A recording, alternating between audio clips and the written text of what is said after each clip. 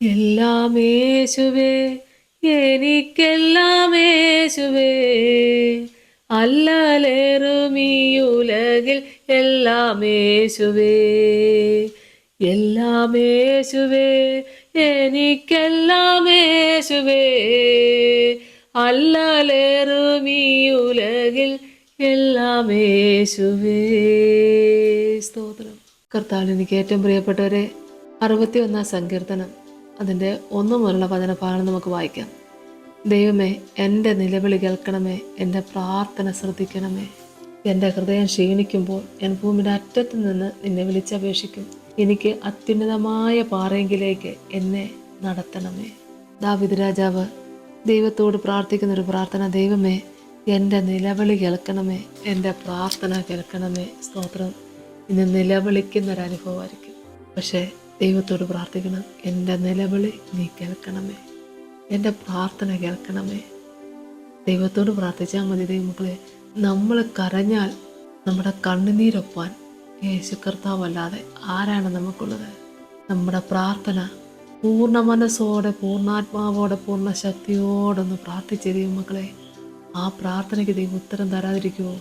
എൻ്റെ ഹൃദയം ക്ഷീണിക്കുമ്പോൾ ഞാൻ ഭൂമിയുടെ അറ്റത്ത് നിന്ന് നിന്നെ വിളിച്ചപേക്ഷിക്കുന്ന വചനം ദാവീദ് രാജാവ് പറയാണ്, എൻ്റെ ഹൃദയം ക്ഷീണിക്കുമ്പോൾ ഞാൻ ഭൂമിയുടെ അറ്റത്ത് നിന്ന് നിന്നെ വിളിച്ചപേക്ഷിക്കും.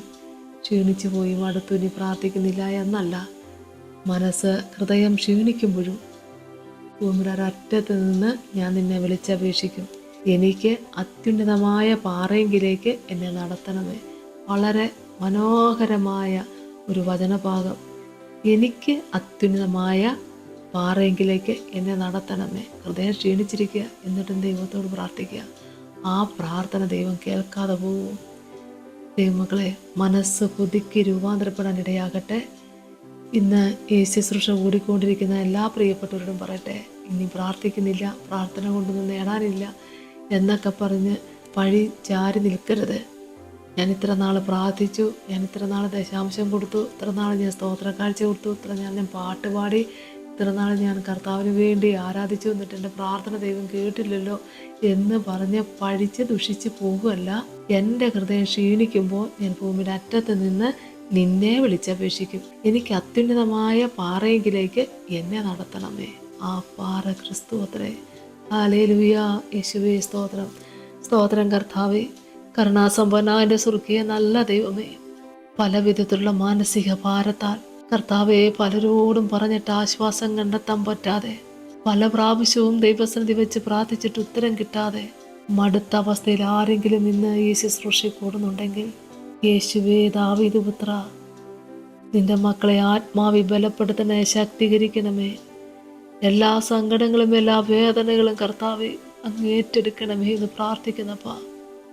കടഭാരത്താൽ കഷ്ടത അനുഭവിക്കുന്നവർക്ക് വേണ്ടി പ്രാർത്ഥിക്കുന്നു.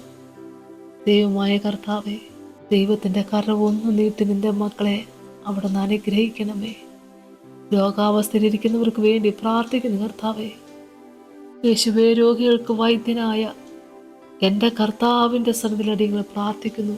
അത്ഭുതമേറി സൗഖ്യം കൊടുത്ത് അനുഗ്രഹിക്കണേ. ഒരു തലമുറയ്ക്ക് വേണ്ടി പ്രാർത്ഥിക്കുന്നു നിന്റെ മക്കളോട് ദൈവം ദയ തോന്നണമേ. തലമുറയെ ചൊല്ലി ഭാരപ്പെടുന്നവർക്ക് വേണ്ടി പ്രാർത്ഥിക്കുന്നു കർത്താവെ. ഈ മക്കൾക്ക് മാനസാന്തരം കൊടുക്കണമേ. എന്തിനെ ചൊല്ലി ഭാരപ്പെടുന്നുവോ അതിലൊരു വലിയ വിടുതൽ നിന്റെ മക്കളെ പ്രാപിപ്പാൻ ഇടയാക്കണേ. യേശുവിൻ്റെ നാമത്തിൽ തന്നെ ആമേൻ. യേശുവേ സ്തോത്രം.